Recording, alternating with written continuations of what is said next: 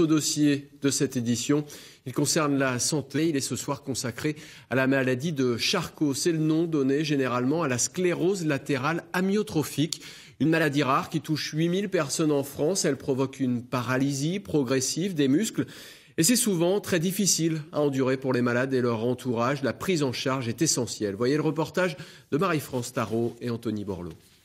Je l'ai découvert par moi-même en regardant sur Internet.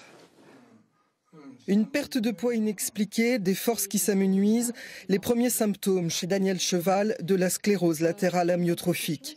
Pour cet homme actif, responsable d'une micro-entreprise de bûcheronnage, grand sportif, ce fut le choc, un moment douloureux aussi pour Jacqueline Venn, sa compagne. Ma famille s'est renseignée, savait exactement ce qu'il en était.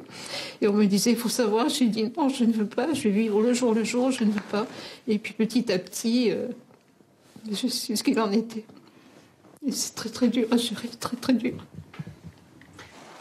La SLA est une maladie neurodégénérative. Les motoneurones, ces cellules nerveuses qui transmettent les ordres de mouvement envoyés par le cerveau vers les muscles, ne jouent plus leur rôle. L'atrophie des muscles se fait progressivement. Les activités simples comme la marche, le langage, le mouvement de la main, la déglutition deviennent de plus en plus difficiles. Les causes de la maladie ne sont pas connues. Seuls 10% des cas sont d'origine génétique. Il n'existe aucun traitement. Le suivi des malades vise essentiellement à l'amélioration de leur qualité de vie. Malheureusement, l'absence de traitement curatif, notre rôle est majeur à ce niveau-là et on essaye d'améliorer au mieux la qualité de vie des patients, même si on sait que c'est un combat difficile pour eux et leurs aidants. Claquer la langue. Un peu plus de 300 patients sont répertoriés dans un registre limousin des malades de la SLA, le premier au niveau national. Un panel important pour l'étude de la sclérose latérale amyotrophique, en particulier de l'hypermétabolisme, une surconsommation d'énergie alors que les muscles du malade s'atrophient. Un problème mis en évidence il y a une dizaine d'années par l'équipe du professeur Couratier. Nous avons confirmé dans le cadre du registre limousin cette association entre une perte de poids importante et une évolution péjorative et plus rapide de la maladie.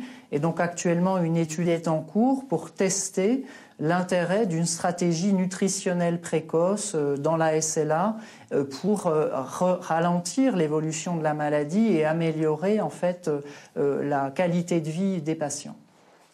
Retour chez Jacqueline et Daniel. Pour favoriser une bonne nutrition permettant de couvrir ses dépenses en énergie, pour éviter de perdre trop de poids, donc de muscles qui feraient évoluer rapidement et défavorablement sa maladie, Daniel Cheval a accepté une gastrostomie.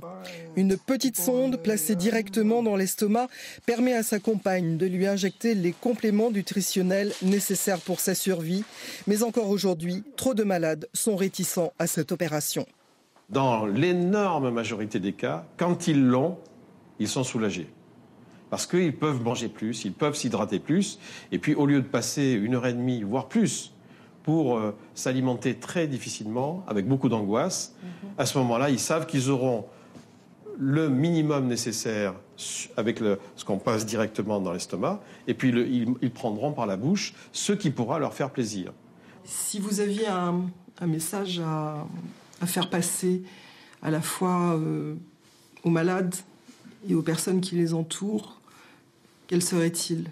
Je dirais de ne pas les laisser tomber déjà, d'être présent à la mesure, bien sûr, où l'on peut.